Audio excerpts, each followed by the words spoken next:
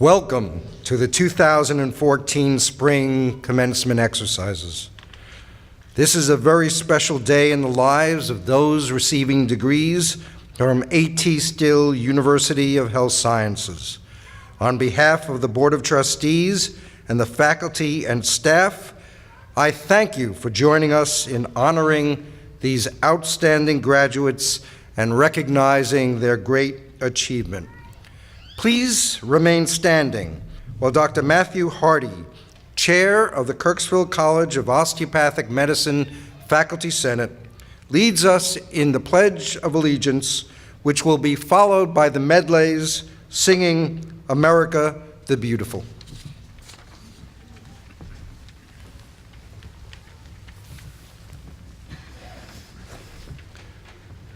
I pledge allegiance to the flag of the United States of America and to the republic for which it stands, one nation, under God, indivisible, with liberty and justice for all. Thank you.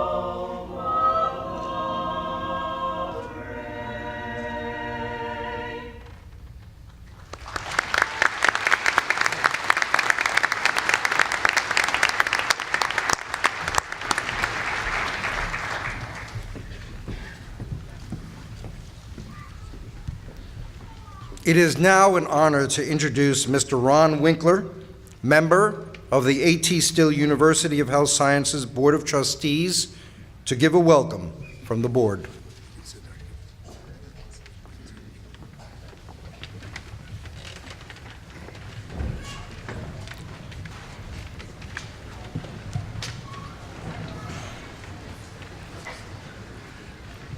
Thank you, Dr. Gevitz. Welcome to all on behalf of the Board of Trustees of A.T. Still University. This is the 178th commencement of the Kirksville College of Osteopathic Medicine. Established in 1892 by Dr. A.T. Still, the university, ATSU, began as the nation's first college of osteopathic medicine. Since then, ATSU has grown from a single discipline school on one campus in Kirksville, Missouri, to a multiple discipline university on two campuses, Kirksville, Missouri, Mesa, Arizona, as well as online. Our students and faculty are part of a distinguished heritage of humanistic healthcare based on an integrated approach that begins with the belief in the interactions of the body, mind, and spirit, and continues with an understanding of how these dimensions can be treated holistically. Each program, from audiology to dentistry, from family practice to public health, integrates the principles of the whole person care in its curriculum. I congratulate each and every graduate. and I wish you great success and joy in your chosen careers. I will hope you carry with you many good memories and skills from our time and your time at Kirksville College Osteopathic Medicine. Thank you.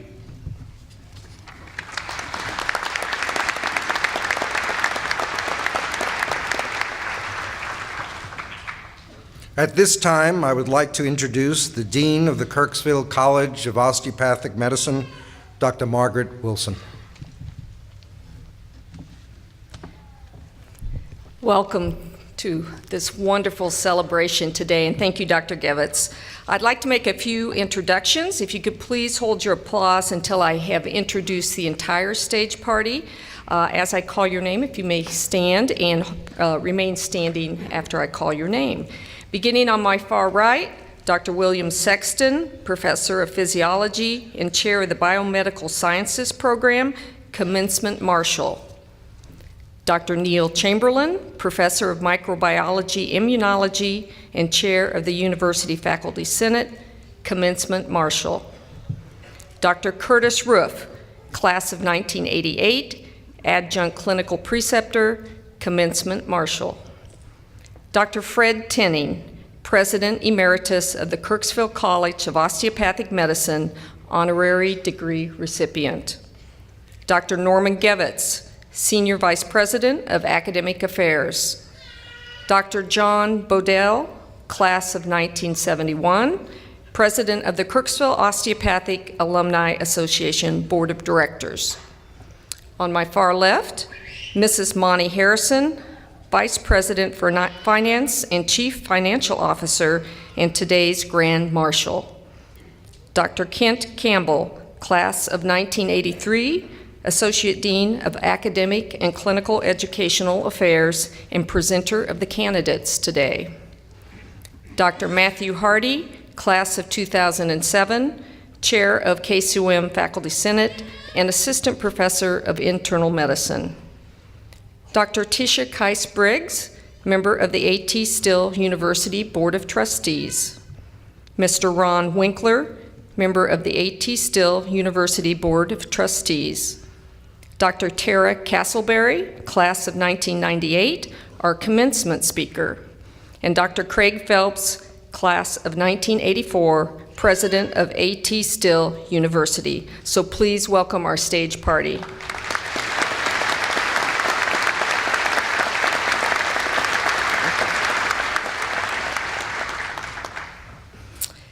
At this time, I would like to introduce you to the most important people here today, and that is to the wonderful class of 2014. Please stand and be acknowledged.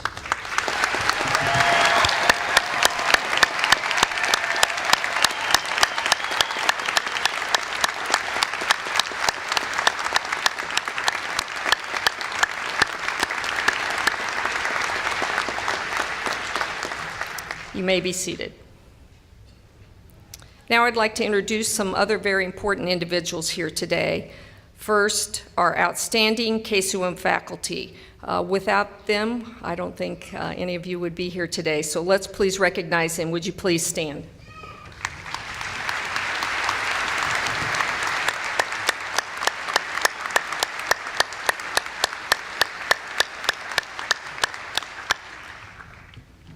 We also have with us today District 3 Missouri State Representative, Mr. Nate Walker in the audience. Please stand, Mr. Walker. I know you're out there.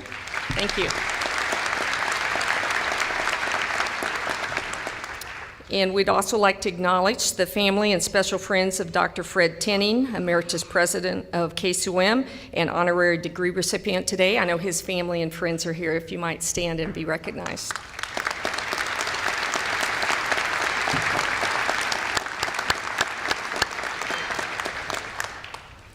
Now, would all the graduates who are members of the military please stand?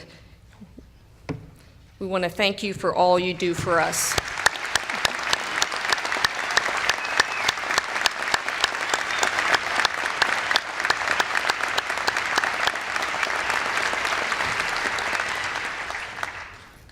Could we have parents and grandparents of the graduates please stand and be acknowledged?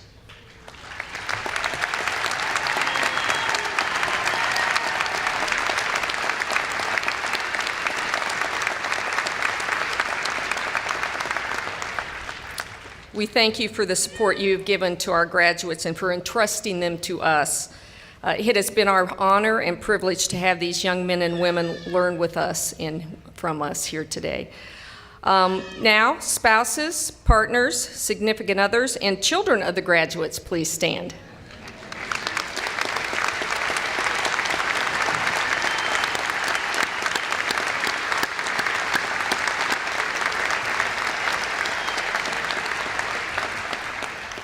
We also honor you today and thank you for all your understanding and support.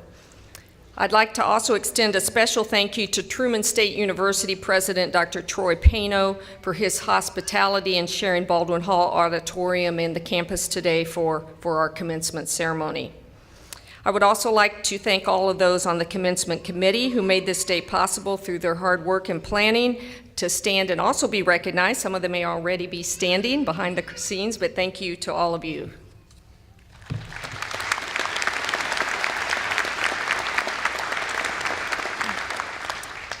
Here's a few statistics for the graduating class of 2014. There will be 154 Doctor of Osteopathic Medicine graduates today, composed of 56 ladies, 98 gentlemen. We have 27 states represented and 1 country. We also have 8 Master of Science in Biomedical Sciences graduates today, of which 2 are dual degree graduates, 8 gentlemen, and 5 states represented and 1 country. So now it is my great pleasure, my great honor, and my great privilege to introduce to you today's commencement speaker, Dr. Tara Castleberry. Dr. Castleberry serves in several capacities at the University of Texas Medical Branch Aerospace Medicine Division, including Assistant Professor for Preventive Medicine, Community Health, and Family Medicine, Program Director for Aerospace Medicine Residency, Program Director for General Preventative Medicine Residency, and Program Manager for University of Texas Medical Branch Wiley Bioastronautics Contract. In addition to her teaching career, Dr. Castleberry worked for the National Aeronautics and Space Administration, serving as flight surgeon and aerospace medicine specialist and deputy crew surgeon and physician support of the United States and international partner astronaut training activities in Russia. Currently, under grant support from NASA, the National Space Biomedical Research Institute, and the Federal Aviation Administration, her area of research lies in aviation and space medicine. Dr. Castleberry serves on the Kirksville Osteopathic Alumni Association Board of Directors, also the Space Medicine Association, and the Naval Aerospace Medical Institute Residency Advisory Committee. Dr. Castleberry received her degree in osteopathic medicine from A.T. Still University, Kirksville College of Osteopathic Medicine in Kirksville, Missouri. She earned her MPH from Johns Hopkins School of Hygiene and Public Health. She is board certified in family medicine and preventive aerospace medicine and has been active in the U.S. Naval Service from 2000 to 2007. Please join me today in giving a very warm and grateful welcome to our very own Dr. Tara Castleberry.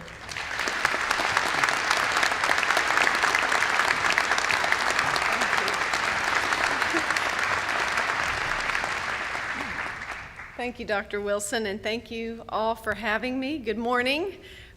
It's really great to be back here in Kirksville. It's a great walk down memory lane, and good to see some familiar faces and those people who helped launch me into a career and help make me who I am today. So thank you all. I'm humbled and very honored to be here. I'm also honored to be here with you graduates, class of 2014, your families, your friends, the faculty, on such an important day. Congratulations. We are all here to recognize and celebrate your huge accomplishment. And we want to encourage you on your journey as physicians. Today is the culmination of hard work, motivation, and determination. I don't have to remind you of that, you already know. But ahead is the hope of a future filled with excitement and adventure. This is just the beginning, and it's an awesome beginning. Kirksville, with its dedicated faculty and staff, has taught you to be a good doctor. I still remember what the speaker at our graduation ceremony in 1998 said about us, and I'll say it to you because it's true. He said, "You are as good as any and better than most." And what he meant was, you are as good as any physician trained anywhere in the world today, and better than most of them. And that is the truth. I am here, though, today to challenge you not to just be satisfied simply with being good physicians. You can be great, but I have to warn you that it takes courage. And to do so, you must know that the hallmark of a great physician is humility.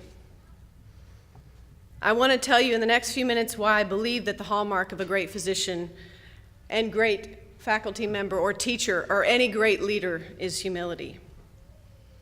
In preparation for this commencement speech, I began asking a lot of the non-physicians that I know, including some of my own patients, what is it they would want their doctors to know or to hear today?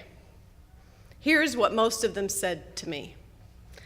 Listen to me. Be present in the room with me. Engage me as a person. Don't be in such a hurry. Speak to me like I'm a human being. Ouch. And treat me as though your time is not more important than mine. And that really hurt as well. That came from one of my own patients. And these all have a similar theme, and many patients complain about the same things regarding their doctors. And these complaints are what led me to what I have to say to you today about humility. Life can and usually is a series of successes, and like many of you, I tended to have academic and personal successes growing up and throughout college. And when I got here at Kirksville, it was great. And the best advice I ever received, though, was from my own dad. He's a farmer, very humble man, and he was always there to hug me and give me encouragement when I succeeded. But he always ended the encouragement with a squeeze on the shoulder and a look in the eye, and he would say, "But don't get the big head, Tara, because nobody likes a big head." You know what? It wasn't until years later that I grew to appreciate what he was trying to instill in me, which is a sense of humility, regardless of my situation or my standing. And to me, that simple advice, don't get the big head because nobody likes a big head, is brilliant in its simplicity. He was reminding me not to think just of myself, not to start thinking that I'm too smart or too big for my own britches, as some people might say, and to remind me that I'm susceptible to failures. Trust me, I needed it then, and I still need it today as a reminder that pride and self-importance are not attractive qualities, and they're not honorable. They are the opposite of humility, which is having a clear perspective and the context for our place in a situation, knowing who we really are. Humility is typically seen as setting ourselves lower than others, but do not mistake humility for weakness. Humility will not keep you from answering confidently when you are sure of things. It will not keep you from standing up for what you know to be right. It is the ability to recognize the limits of our own talents and to recognize the virtues and talents that others possess. And that, my friends, is very tough to do, and it takes courage and honesty. Until my dad became ill with cancer, I never knew what it felt like to be at the mercy of a physician or a hospital. Being a patient is a most humbling position. If you have never experienced it, I highly recommend it. If you have, then you know exactly what I'm talking about. Patients are submitting and asking for help, and sometimes completely are at the mercy of others for their survival. Just think about the complete surrender of control that patients have when they go into surgery or when they submit to a treatment regimen, which may help them survive, but it may have deadly or dangerous side effects. Our patients trust us. What will you do with that trust? So a little anecdote, and maybe to lighten the mood a little bit. A little anecdote about me. So I was in the Navy, as Dr. Wilson said, and I joined in my 4th year of medical school, which wasn't too smart because they didn't pay for medical school. I'm still paying for that. Big price. No, but worth it. Worth every penny, I should say. That's not part of my speech. Anyway, so I joined in my 4th year of medical school, and because I wanted, at the time, I wanted to be an astronaut, and I wanted to do aerospace medicine. I completed my aerospace medicine residency in Pensacola, and aerospace medicine sounds really fancy, but it's really essentially occupational medicine, and we specialize and focus on taking care of people who work and live in the aviation and space environment, but it's fun. After residency, I was assigned to a Marine F-18 training squadron, which trained new Marine pilots to fly off of aircraft carriers. And for 2 years, I was a doctor for that squadron, F-18 squadron, and I had lots of opportunities for flight time. And I flew every opportunity I had, which usually was about once a week. However, nobody knew it, but I often struggled behind the scenes with a nagging feeling of air sickness with just about every flight. And I was thrown about in the back seat during dogfighting or bombing runs in the jets with the pilots. And especially with the heat of Southern California, sometimes it could be pretty miserable. But I gutted it out in the back seat, and I prided myself on never puking. Or at least no one ever saw me puke. My pride, of course, led me to believe that air sickness was a weakness. And so I even went so far, I've never told anybody this before, I even went so far as to one flight, I used the emesis bag, or the puke bag, sealed it up, zipped it into my lower flight suit pocket, and disposed of it, and no one ever knew. Nobody ever knew that I was getting sick in the back. So that was really tough, really classy, I know. But despite feeling nauseated and extremely fatigued after every flight, I flew with my squadron often, and eventually getting used to the dynamics of flight, then loving every minute of it. So after I was selected lucky enough to be selected as the doc for the Blue Angels a couple of years later, I assumed that I was going to arrive to that squadron and teach them what a real F-18 fighter doc was like. Not so much. Well, one morning, just after starting my job there, I was finishing a big bowl of oatmeal and a big glass of Sunny Delight. That's important for later. When one of the solo pilots asked if I wanted to fly in the back seat for the practice that morning. For those of you who are unfamiliar with the maneuvers of the solo Blue Angel pilots, it's about an hour of hardcore rolling and climbing and high-performance turns and pulling 6 to 7 Gs. It is no fun in the back, I can tell you right now, and throughout the entire flight. It's as dynamic as a flight can get. Some people might think it's fun. But I had no idea what I was in for that day. However, luckily, from experience, I carried 2 barf bags with me that day. And I say luckily I carried 2 bags because I filled them both. And really filled them. So for about 25 minutes of the flight, I filled my bags, and the pilot even landed early to stop the torture because he could see how bad it was for me in the back.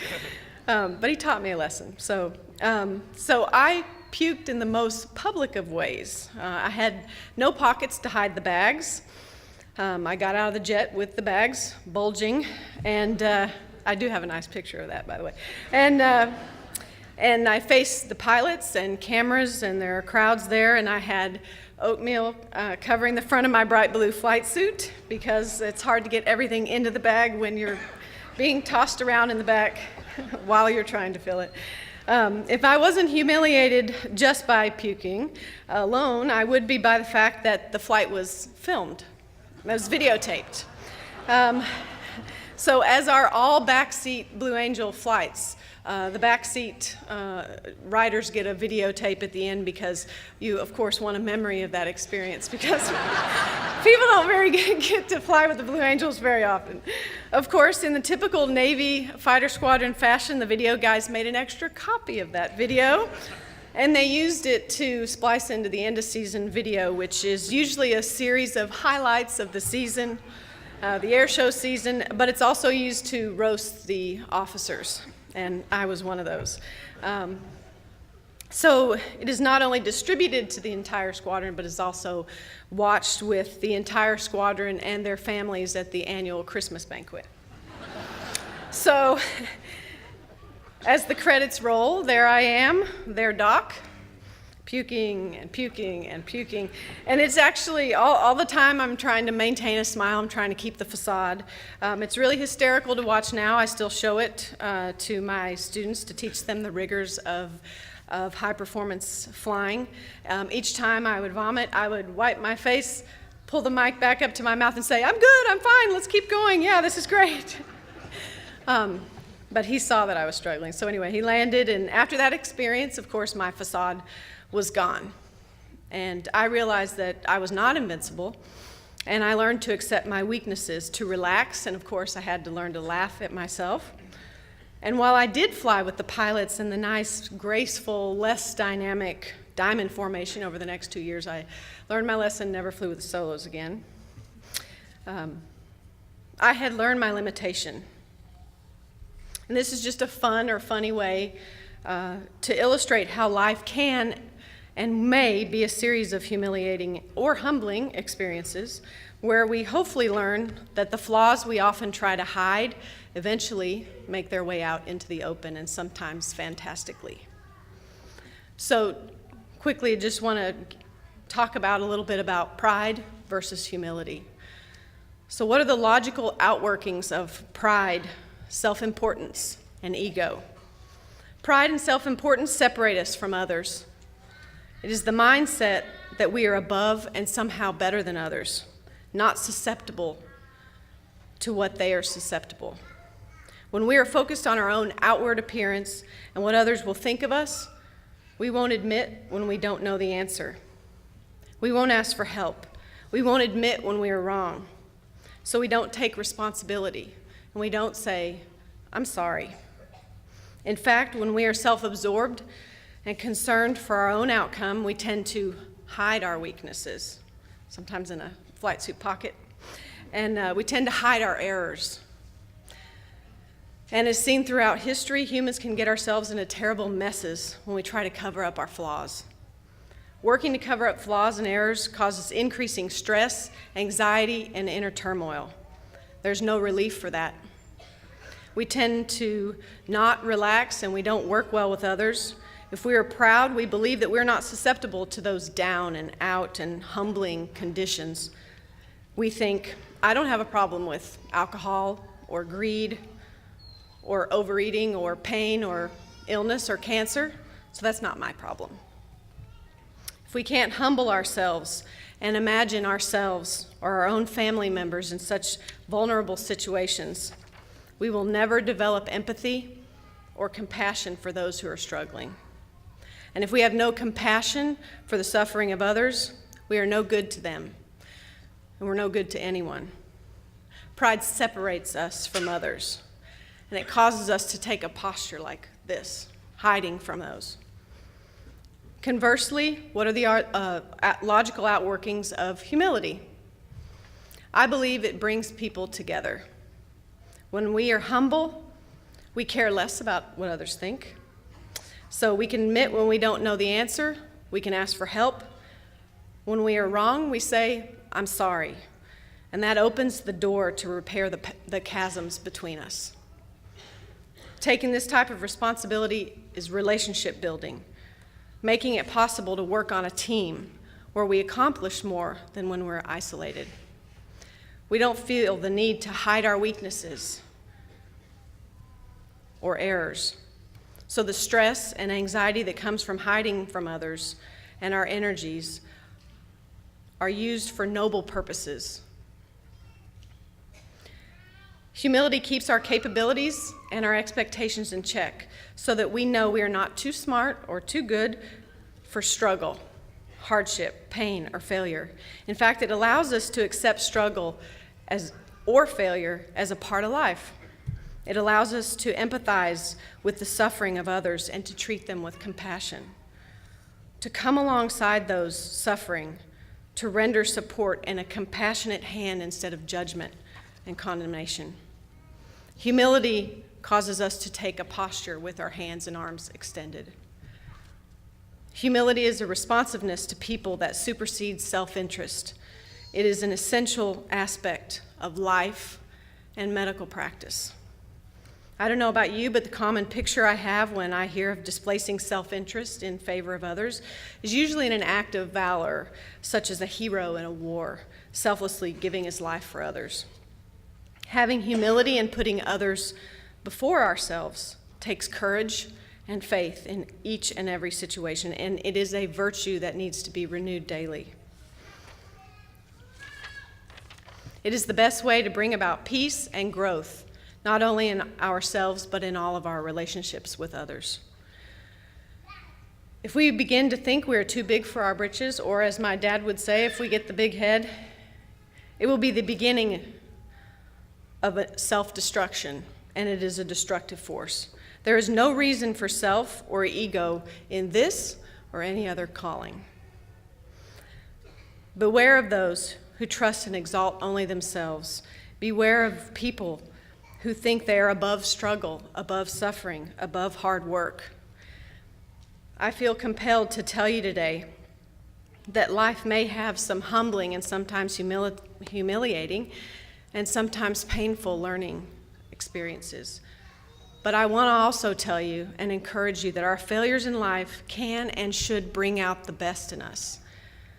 I've had an amazing career so far, filled with excitement and adventure, from flying jets to supporting astronauts, as Dr. Wilson said, as they trained in Russia and Kazakhstan. But along with the heights of joy, there have been agonies of tragedy as well.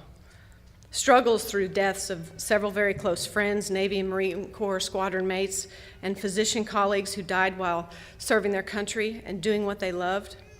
Others struggled with substance abuse, family crises, divorce, illness, depression, and career disappointments. However, there's a good news. You must know that the most rewarding times of life come after the most suffering, and it depends on how you respond to that suffering. For me, the most rewarding times of life have come after those times spent embracing and crying with the families of those grieving for lost loved ones. Times spent sitting at the bedside, holding the hands and talking with families. Times spent wiping the brow of my own father, crying and praying with him as he lay in a hospital bed, suffering from complications from cancer. And I want to encourage you not to separate yourselves from these experiences. After doing such things, you will have no regrets. What you will regret is choosing not to have the courage and humility to do such things. One of my favorite truths is from the book of Romans chapter 5, which I believe illustrates this perfectly. It says, "We rejoice in our sufferings, knowing that suffering produces endurance, and endurance produces character, and character produces hope. And hope does not put us to shame." I'd like to leave you with a couple of my favorite quotes from President Theodore Roosevelt, who said, "Nothing in the world is worth having or worth doing unless it means effort, pain, difficulty. I have never in my life envied a human being who led an easy life. I have envied a great many people who led difficult lives and led them well." He also said, "Far better is it to dare mighty things, to win glorious triumphs, even though checkered by failure, than to take rank among those poor spirits who neither enjoy much nor suffer much, because they live in the gray twilight that knows neither victory nor defeat." The hallmark of a great physician is humility. It's the difference between this and this. So decide now how you'd rather go through life. Do you want to be a great physician? Do you want to have an epic life? It's the difference between having a good career and a great or fulfilling career. It's the difference between having a good life and an epic life. giving all you have without fear, leaving nothing behind, unsaid or undone. Today and every day, choose to be great physicians. Congratulations, graduates. The world awaits you. Go get them.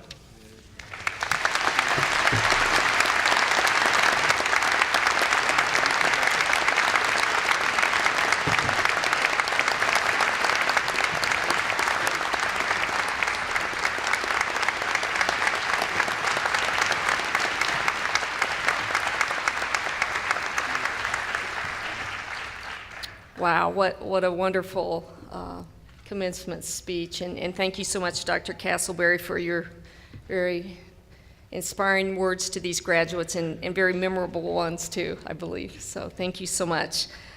Dr. Phelps, would you please come to the podium? I'd like to present the candidate for an honorary degree. Thank you. If you could bring Dr. Castleberry over.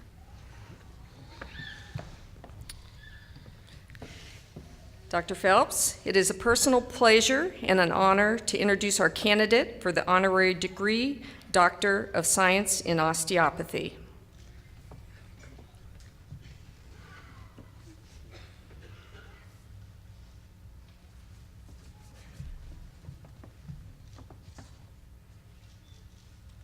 If you'll just stay up here just for a second. Thank you, Dr. Wilson. Thank you for those great words, Dr. Castleberry. The highest degree A.T. Still University of Health Sciences may confer is an honorary doctoral degree in recognition of superior commitment to the osteopathic medical profession and for service to healthcare, medical education, scientific research, community service, and leadership in political or educational administration. Dr. Tara Castleberry, on recommendation of the faculty, dean, and senior vice president of academic affairs, and with the authority vested in me by the Board of Trustees, I hereby confer upon you the degree, Doctor of Science in Osteopathy, with all the rights, privileges, and responsibilities pertaining thereto. Congratulations.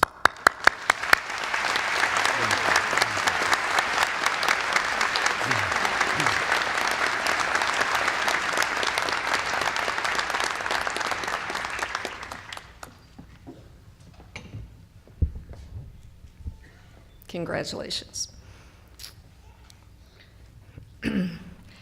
At this time, it is my pleasure to introduce, and Dr. Phelps, I'll ask you to escort to the podium, Dr. Fred Tinning, President Emeritus, Kirksville College of Osteopathic Medicine, to receive the honorary degree, Doctor of Osteopathic Education.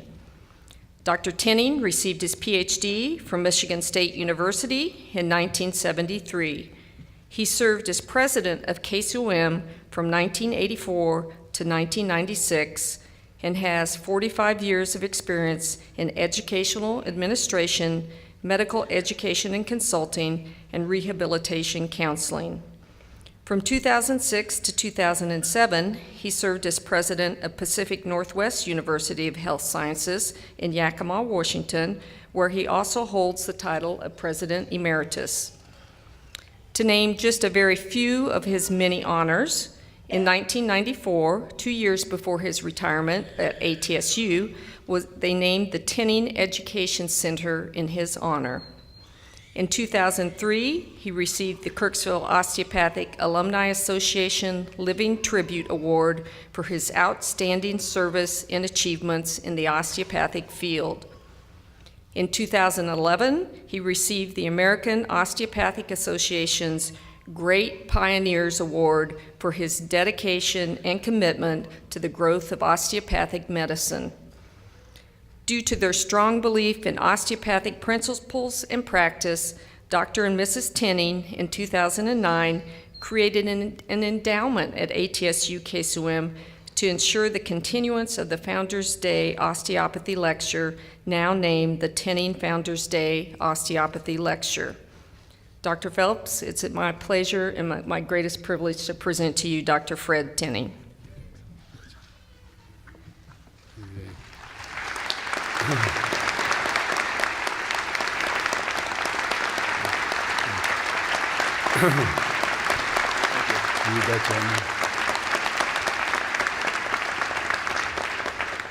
Dr. Wilson, thank you. Dr. Tinning, congratulations.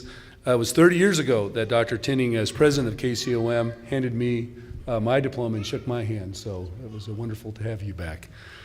Dr. Tinning, President Emeritus of the Kirksville College of Osteopathic Medicine, on recommendation of the faculty, dean, and senior vice president of academic affairs, and with the authority vested in me by the Board of Trustees, I hereby confer upon you the degree, Doctor of Osteopathic Education, with all the rights, privileges, and responsibilities pertaining thereto.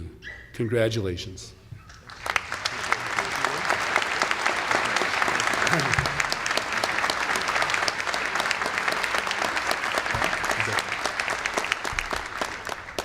As I was telling some of the graduates, when you're in class, you wait 15 minutes for an assistant professor, a half hour for an associate professor, a full hour for a full professor, and you wait all day long for the president. Just two quick words. When we came to Kirksville, the theme that we launched was called Preserving Traditions and Planting Tomorrows. I was honored to be able to present the 100th year centennial lecture to the House of Delegates of the AOA.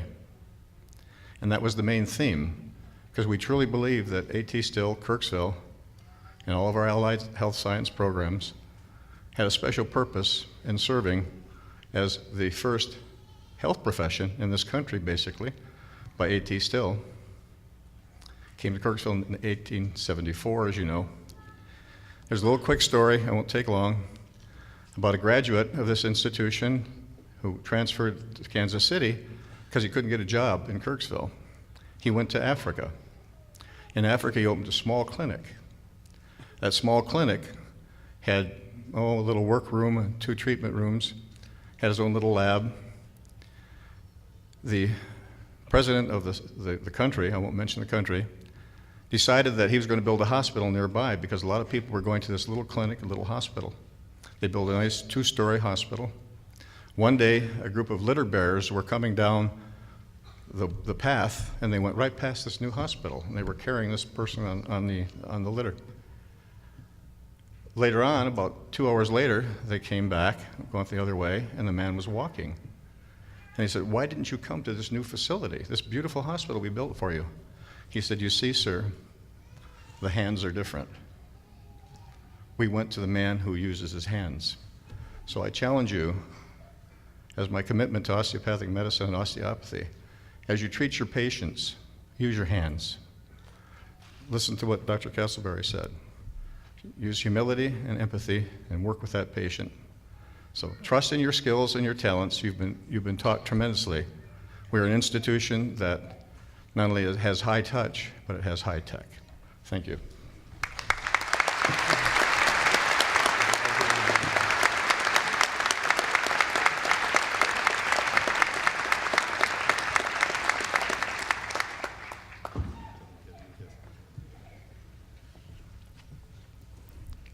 Congratulations, Dr. Tinning. Thank you for all you've done for our profession. President Phelps, the candidates for the Master of Science in Biomedical Sciences have successfully completed the requirements for their degree. Upon recommendation of the faculty, I have the pleasure of presenting them to you at this time. Will the candidates for the Master of Science in Biomedical Sciences of the Kirksville College of Osteopathic Medicine please rise and proceed to the stage? Dr. Kent Campbell will present the members of the class of 2014 to receive their diplomas.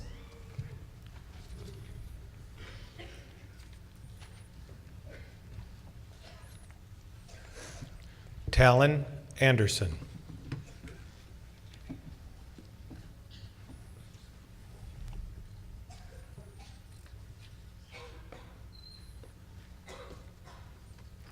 Gavin Huber.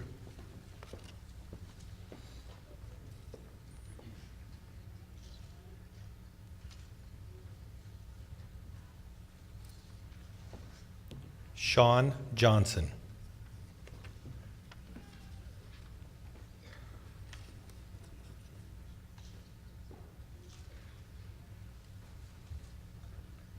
Evan Kruger.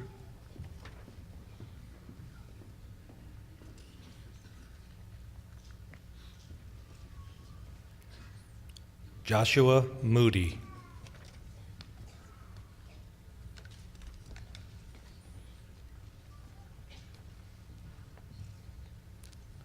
Tyler Nickel.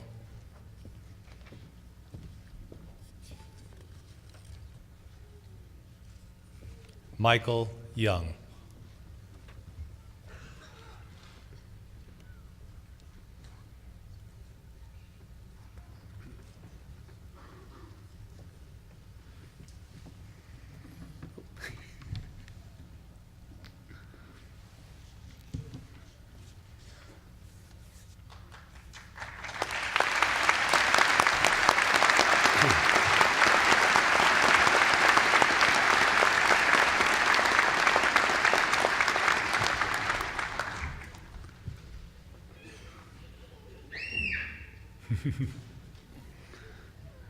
Great. If you'll please stand, our master's recipients, please stand. Thank you. Dr. Wilson, thank you for presenting these candidates. I'm pleased to receive these candidates on the recommendation of the faculty, dean, and senior vice president of academic affairs, and by the authority vested in me by the Board of Trustees. I hereby confer upon each of you a degree, Master of Science in Biomedical Sciences, with all the rights, honors, privileges, and responsibilities pertaining thereto. Congratulations.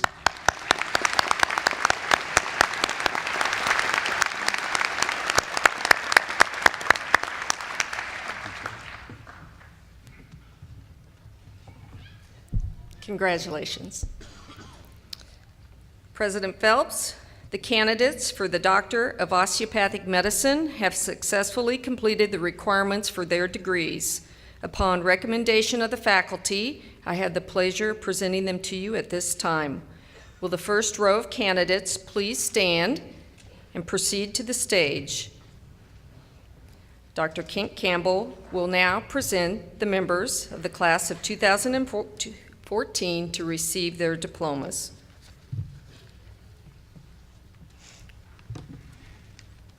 Daniel Adams.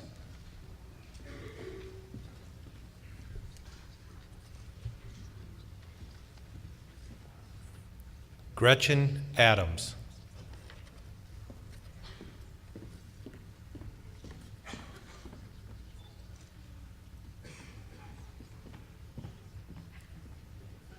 Kyle Adams.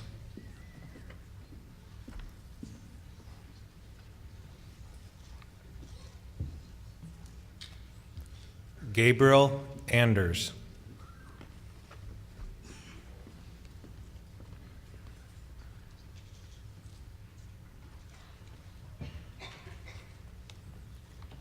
Nathan Barford.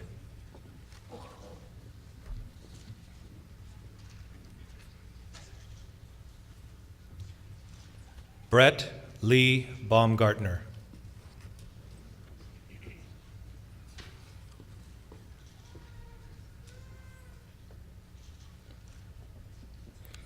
Zachary Beam.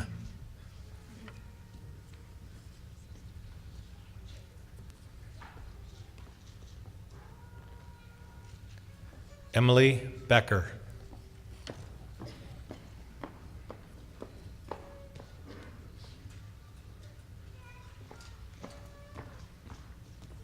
Gory Bouchard.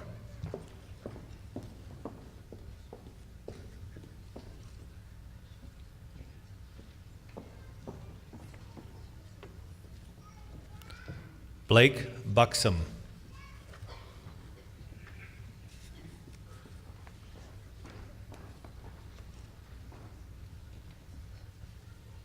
Alex Bolton.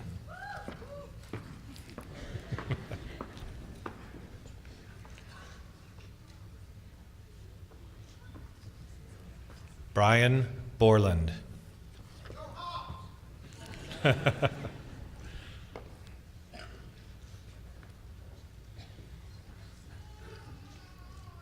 Kathleen Boyer.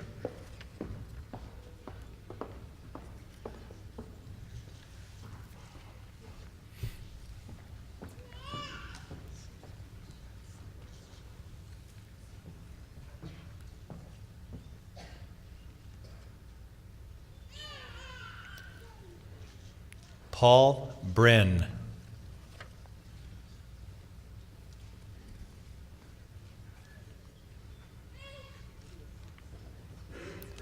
Stephanie Brooks.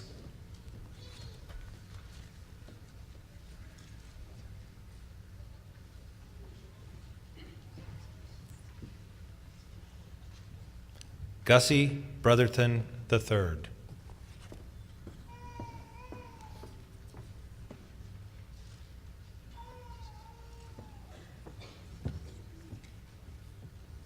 Jason Robert Brown.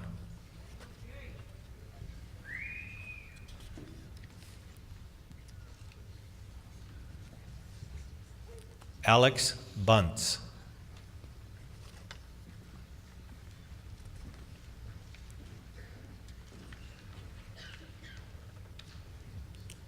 Jessica Kane.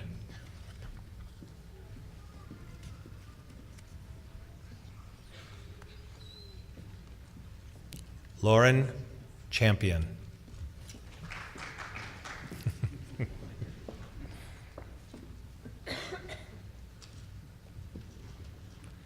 Anthony J. Kristovich.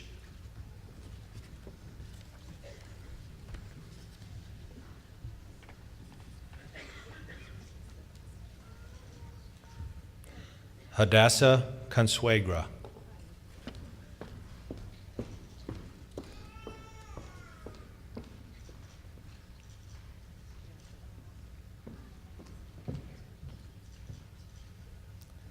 Benjamin Cook.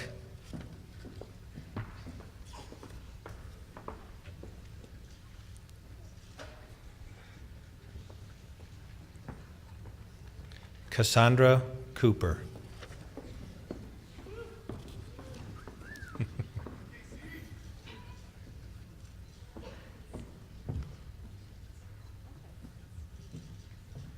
Michael Craney.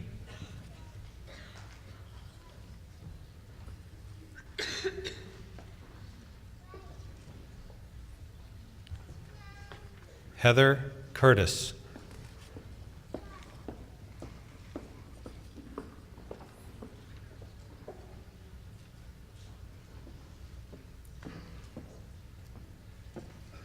Jennifer Denchi.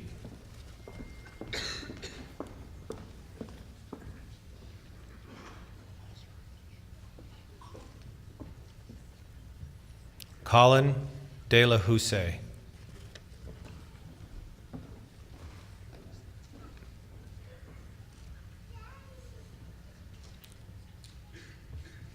Thomas Deere.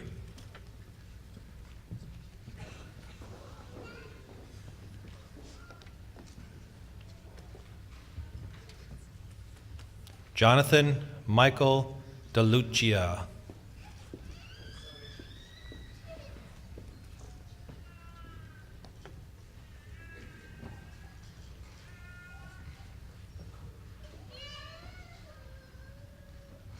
Eric Destramp.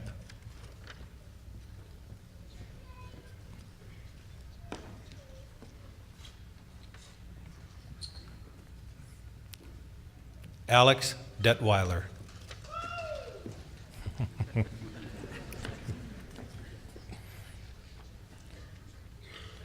Daniel Diaz.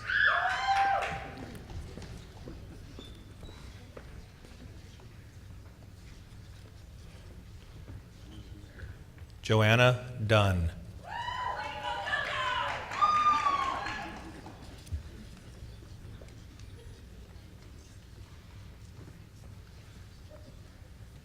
Kalina Ehrenreich Pio.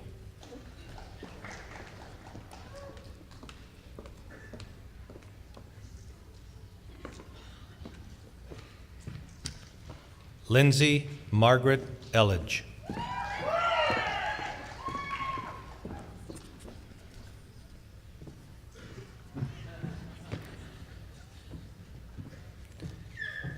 Samuel Ingeman.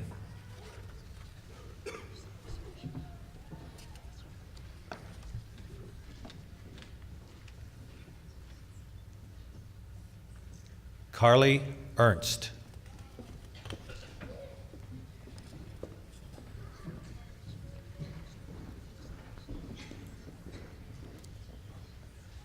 Andrew Fellis.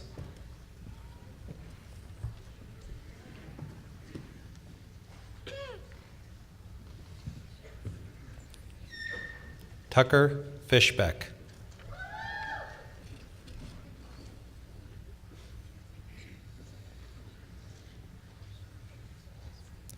Raymond David Fisher.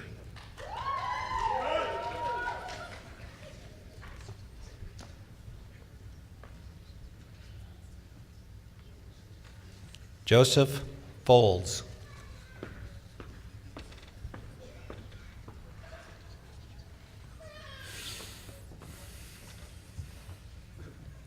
Jacob Frisbee.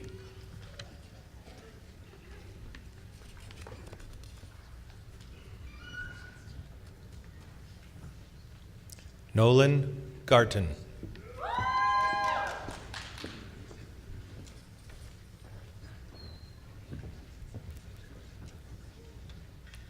Thomas Gadulig.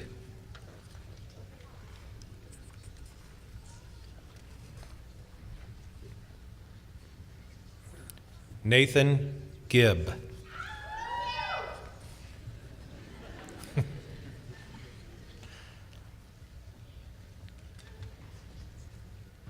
Justin Grady.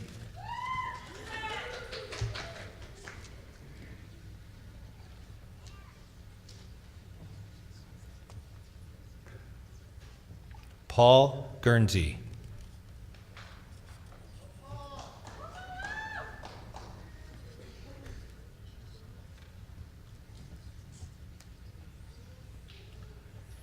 Aaron Harpenow.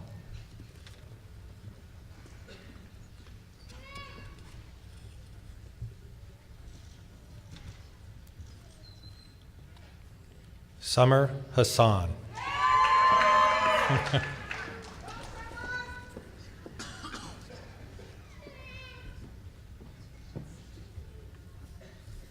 Ryan Hassan.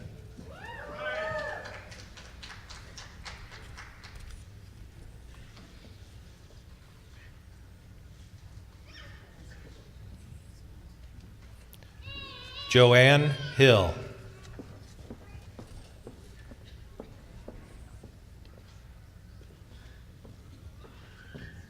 Amon A. Hills.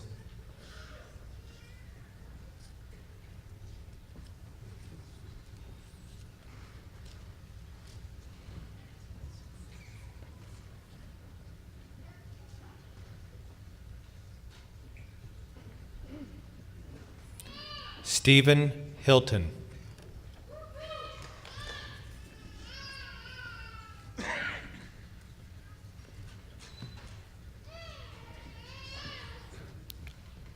Joshua Hockett.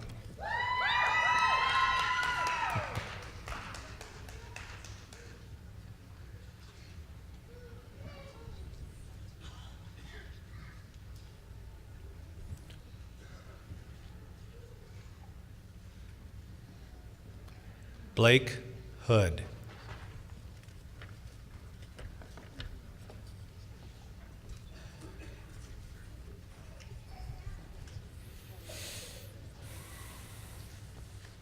Tiffany Hoyne.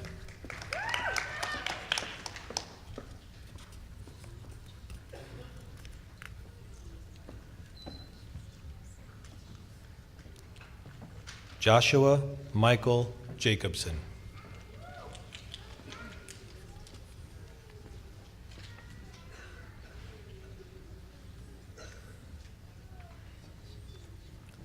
Syed Kassam Al-Jafri.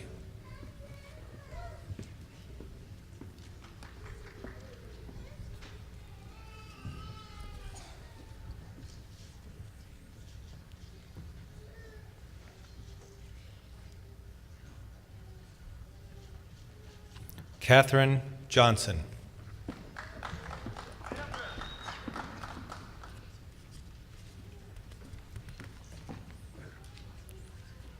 Sean Johnson.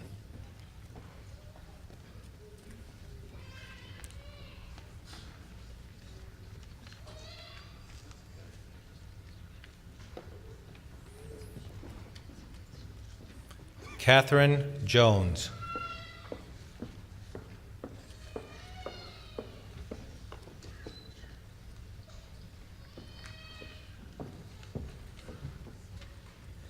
Reuben Cater.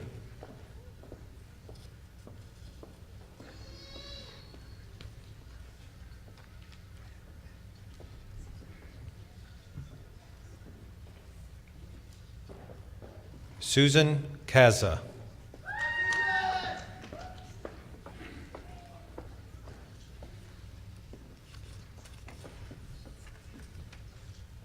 Ryan Michael Keith.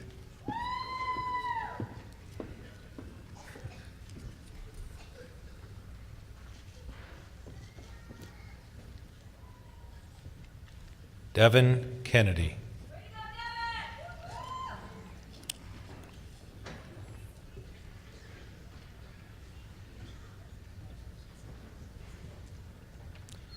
Youngjin Benjamin Kim.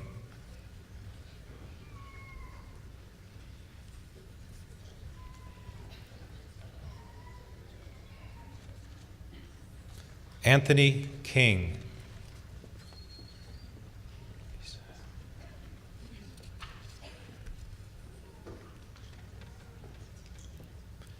Esad Kiverich.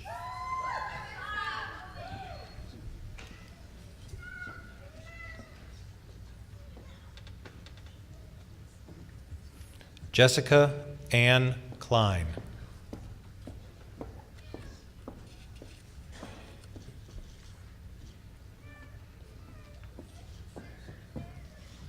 Jason Klipsick.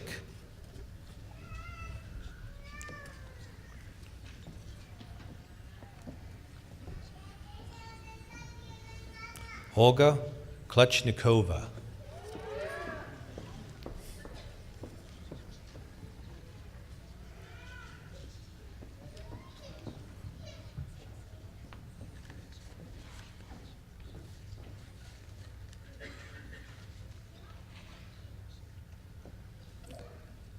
Evan Kruger.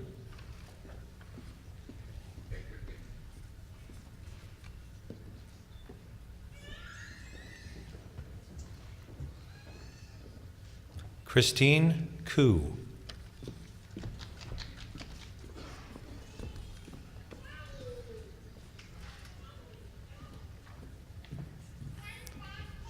James Lamb.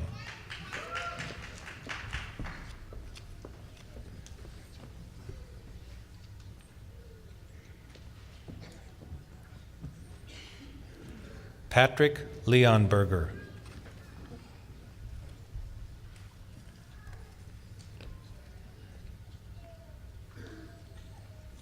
Alan Lee.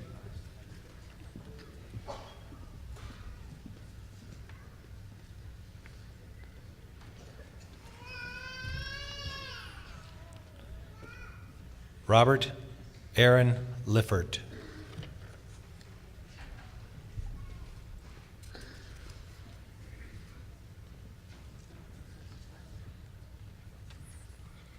Kevin Louie.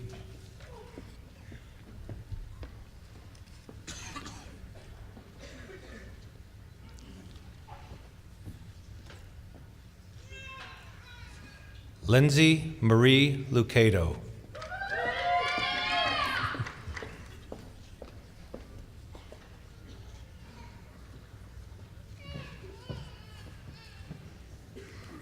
Stephen Luchtefeld.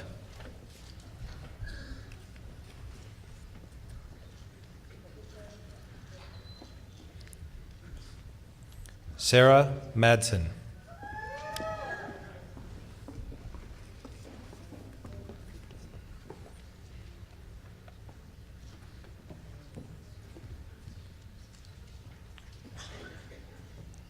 Aaron Mazak.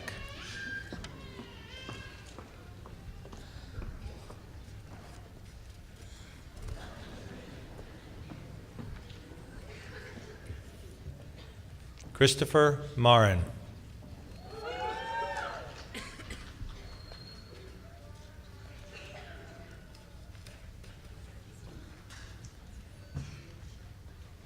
Evan Mason.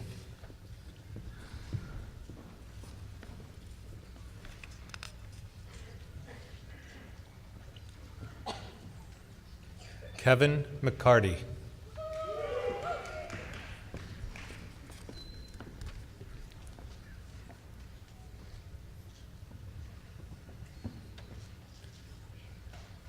Allie McCormick.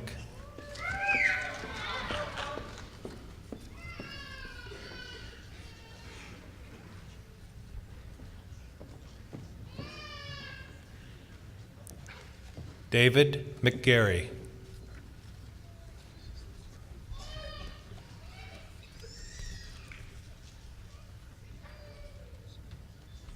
Brittany McGinnis.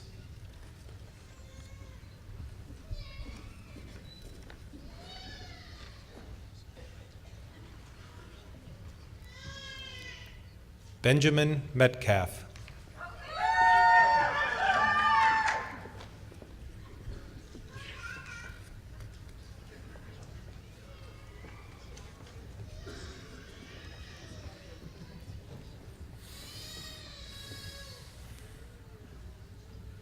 Alexander Meyer.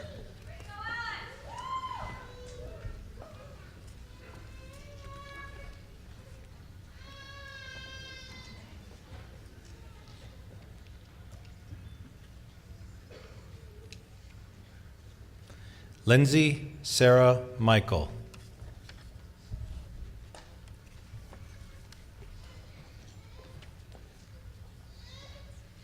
Christopher Miller.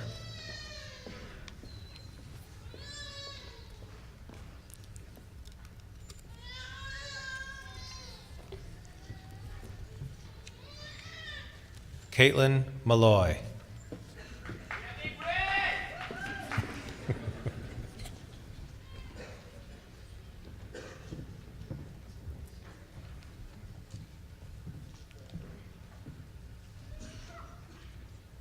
Brian Joseph Moore.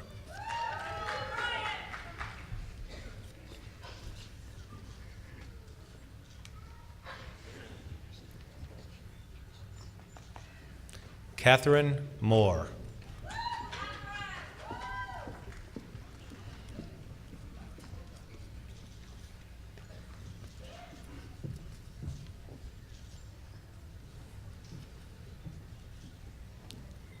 Brett Mossberger.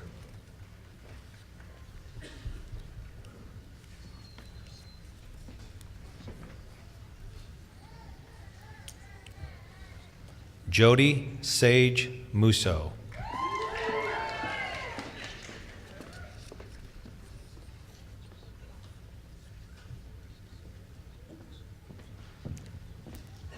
Brandon Naylor.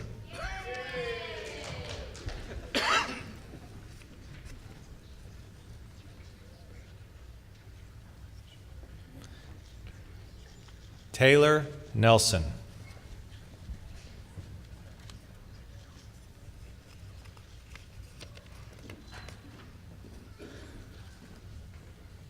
Jared Nichols.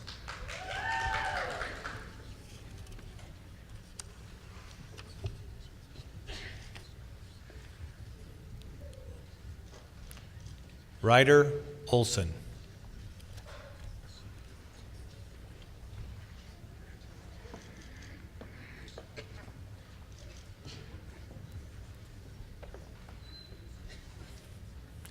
Isela Padilla.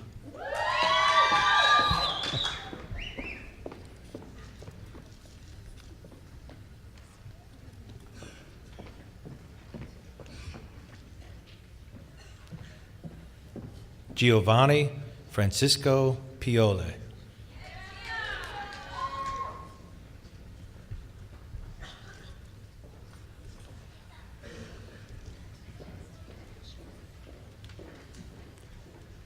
Catherine Peterson.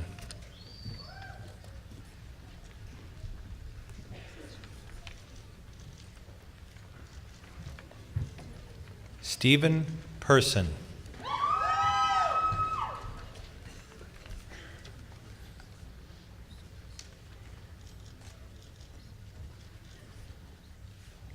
Eric Peterson.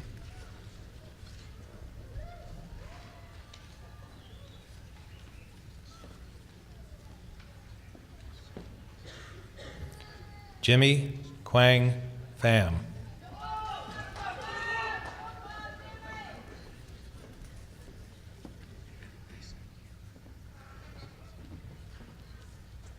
Elizabeth Peel.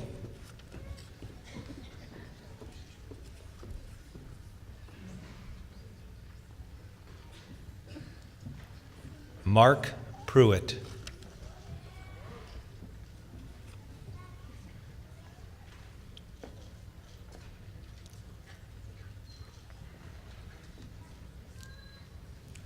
Matthew Reschke.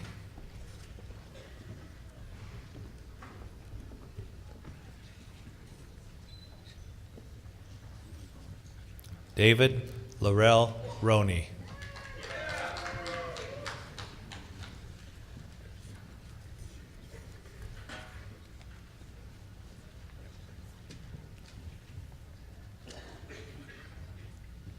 Jared Rickert.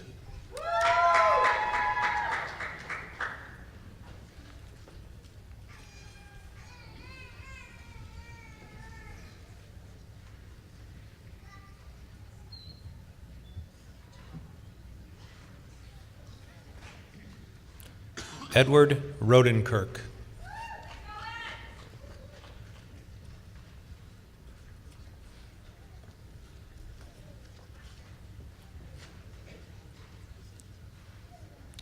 Anthony Scavoni.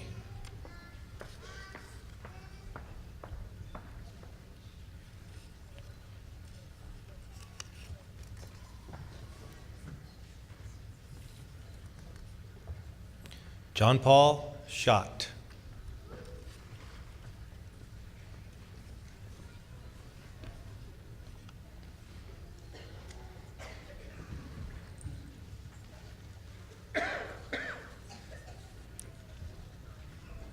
Jordan Seward.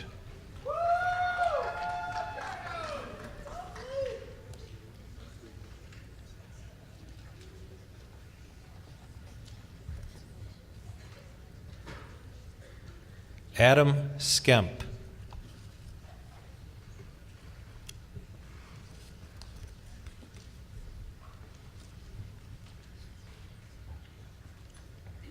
Amy Skinner.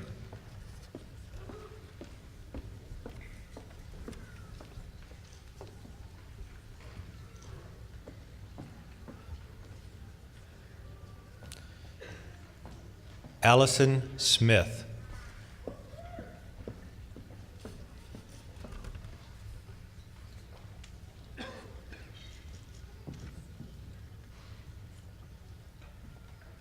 Ian Smith.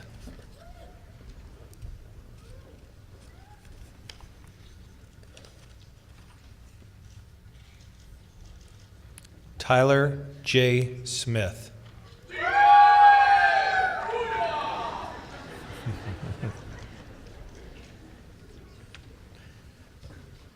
Clint Sowards.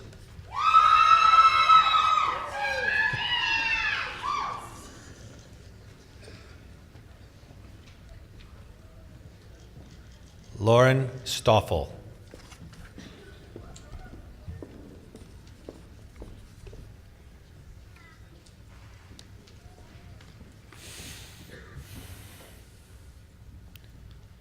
Hillary Stone.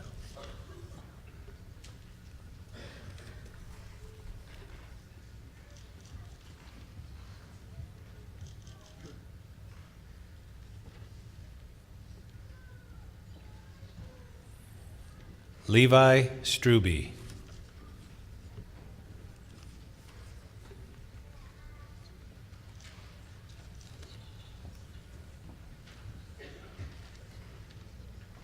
Sarah Studevin.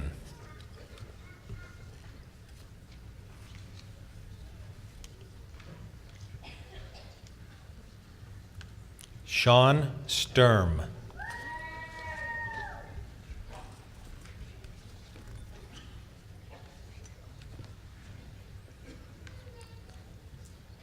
Alex Swan.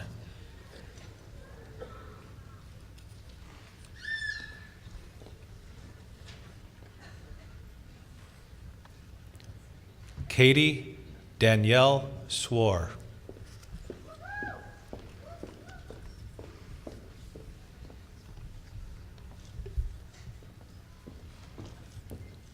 Jessica Talbot.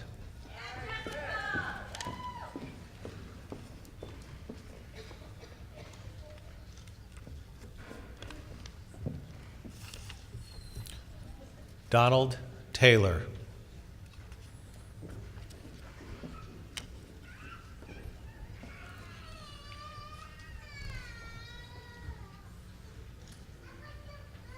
Caroline Ty.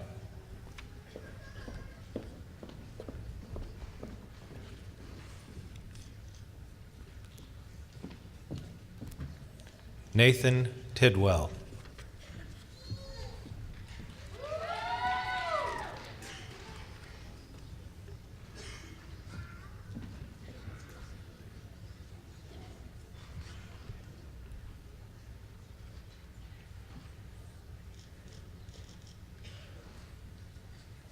Tyson Travis.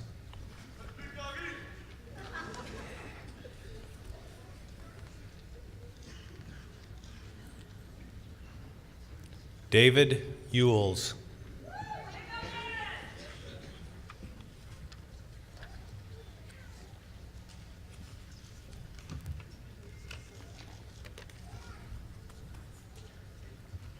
Troy Underbrink.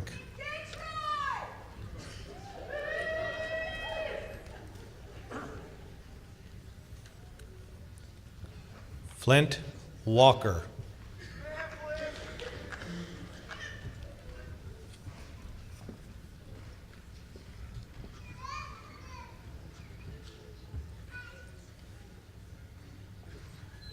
Krista Walker.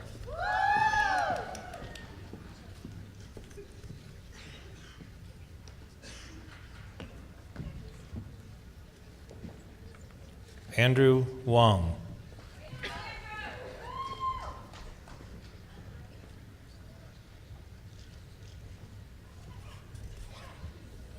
Jinlin Wong.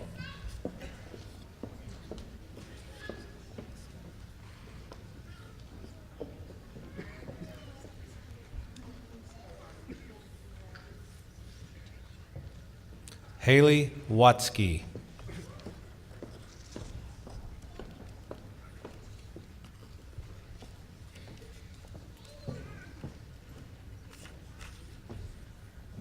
Kaylee Alyssa Webb.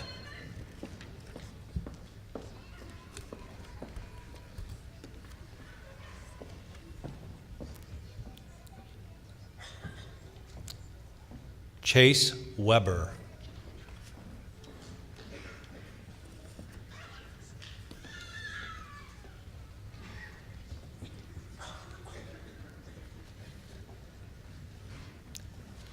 Ya Wen.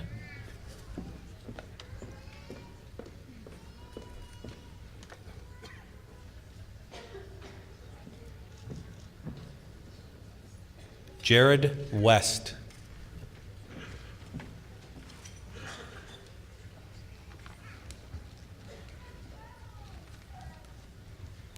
Jenna Lynn Wickersham.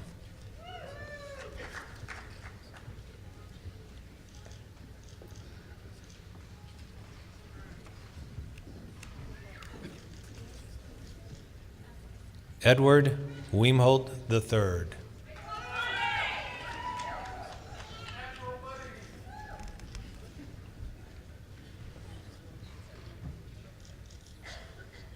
Olivia Duwan Wilcox.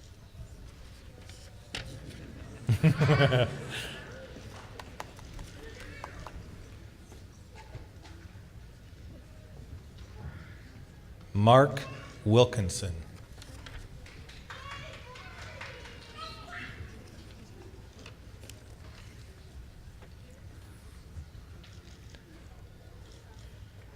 Zachary Willis.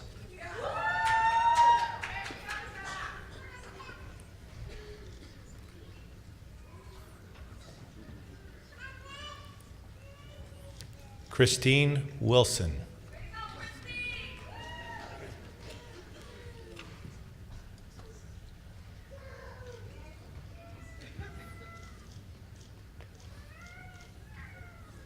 Jody Wang.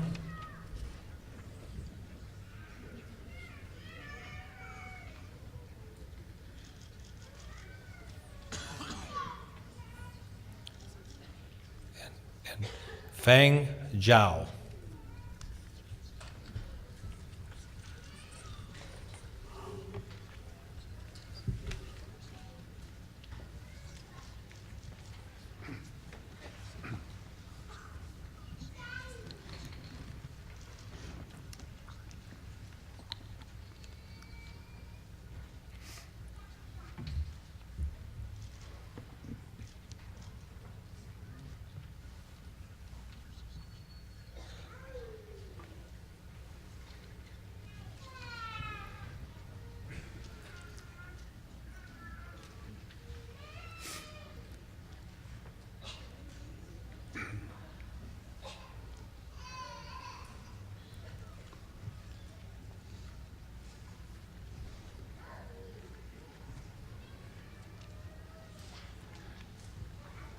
If the class of 2014, please stand.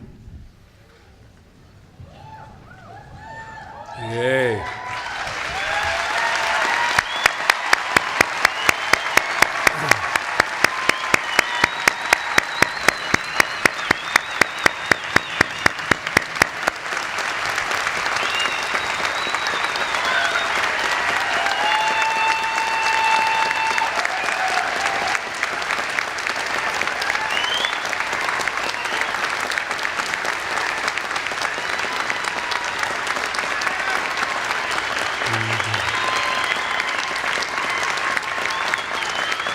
Yay.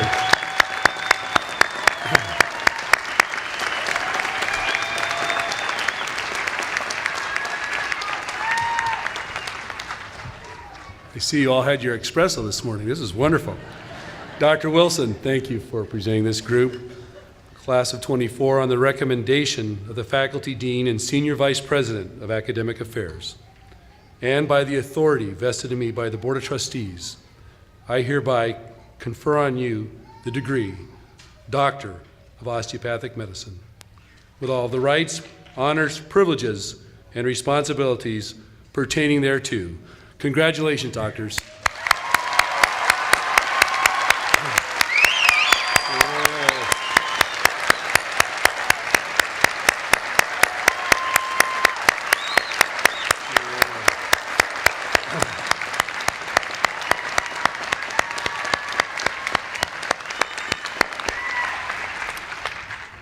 Wow. We'd like the DO graduates to remain standing. Everybody else may be seated. Dr. Wilson is going to lead our DO graduates, and if there are any osteopathic physicians in the audience or on stage, you're welcome to stand and join in the osteopathic oath. Dr. Wilson? So please read along with your program with me. I do hereby affirm my loyalty to the profession I'm about to enter. I will be mindful always of my great responsibility to preserve the health and the life of my patients, to retain their confidence and respect, both as a physician and a friend, who will guard their secrets with scrupulous honor and fidelity, to perform faithfully my professional duties, to employ only those recognized methods of treatment consistent with good judgment and with my skill and ability, keeping in mind always nature's laws and the body's inherent capacity for recovery. I will be ever vigilant in aiding in the general welfare of the community, sustaining its laws and institutions, not engaging in those practices which will in any way bring shame or discredit upon myself or my profession. I will give no drugs for deadly purposes to any person, though it be asked of me. I will endeavor to work in accord with my colleagues in a spirit of progressive cooperation, and never by word or by act cast imputations upon them or their rightful practices. I will look with respect and esteem upon all those who have taught me my art. To my college, I will be loyal and strive always for its best interests and for the interests of the students who will come after me. I will be ever alert to further the application of basic biologic truths to the healing arts and to develop the principles of osteopathy which were first enunciated by Andrew Taylor Still. Now, one more time, if the graduates would please join me in recognizing our outstanding KCOM faculty. One more time.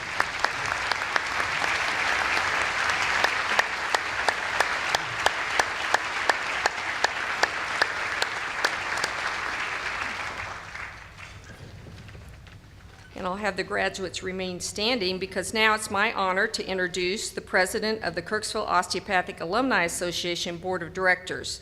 Dr. John Bodell is a 1971 graduate of ATSU Kirksville College of Osteopathic Medicine and is our regional assistant dean for Michigan. Dr. Bodell is also the past president of the Michigan Osteopathic Association. The Bodells are a legacy family. Dr. Bodell's daughter, Dawn Bodell, is a 1995 graduate of KCOM, and Dr. John Bodell and his wife reside in Grosse Ile, Michigan. So please welcome Dr. Bodell, who's going to induct you into the Alumni Association.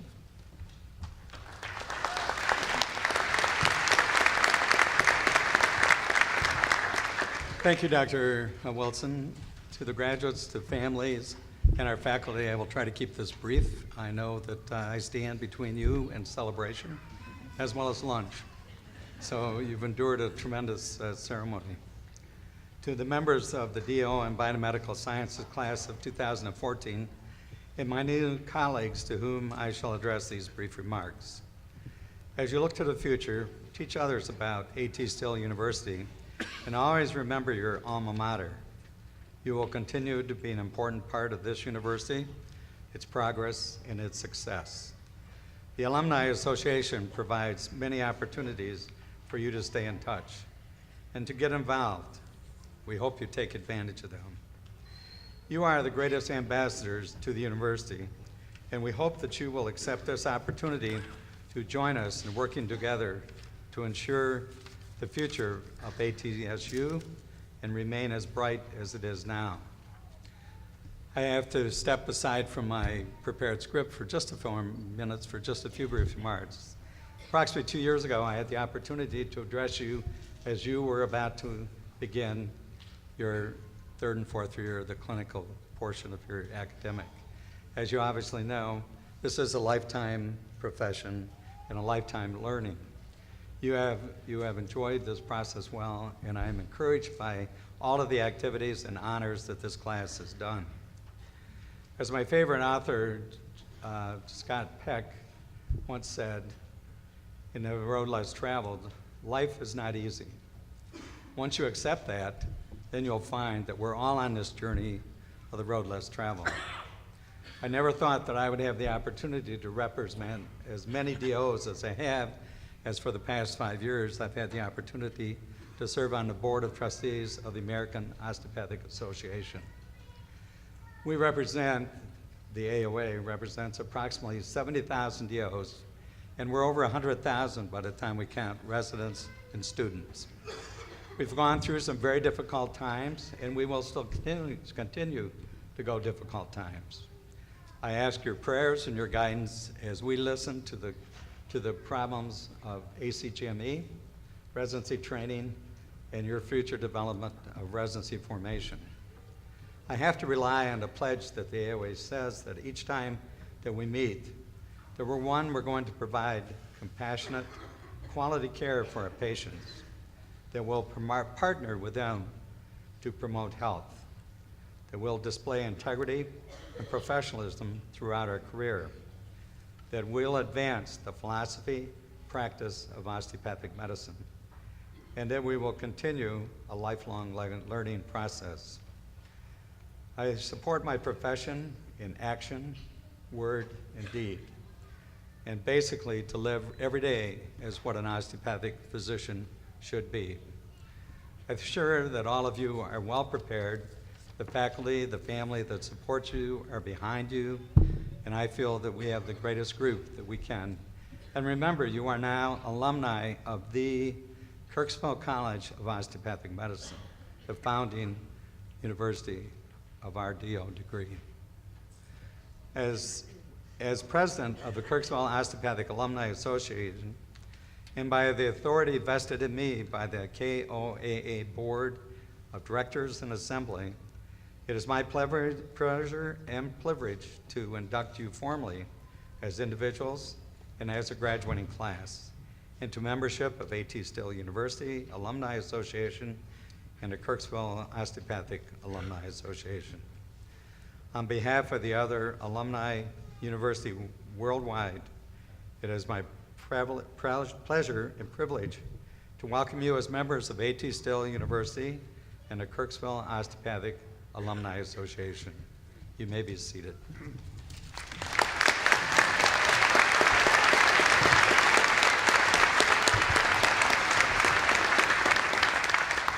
Thank you, Dr. Bodell. Dr. Castleberry, thank you for your comments earlier. I think that we have before us a wonderful class that will show that humility, but yet that appropriate level of pride and understanding. So thank you, Dr. Castleberry. Dr. Tinning, thank you for your words. Dr. Bodell, thank you for your words. Just wonderful words to think about and reflect on. Graduates, today is one of the most important days of your personal and professional life. In several minutes, when you walk through those doors, for the rest of your life, you will wear the mantle of a healer. More importantly, those sitting before you, next to you, and behind you will support and continue to support you throughout your career as you dedicate yourself to the most noble of all callings. You have what our nation needs, and in fact, what our world needs. As our founder, Dr. A.T. Still, emphasized in his works, finding disease is fairly simple, but helping our patients find health, that is our true mission. No one is better prepared than you. No one can do it better than you. Opportunities you have yet to dream of await you to seize and realize. Our future is in your hands. Until we meet again, congratulations and Godspeed.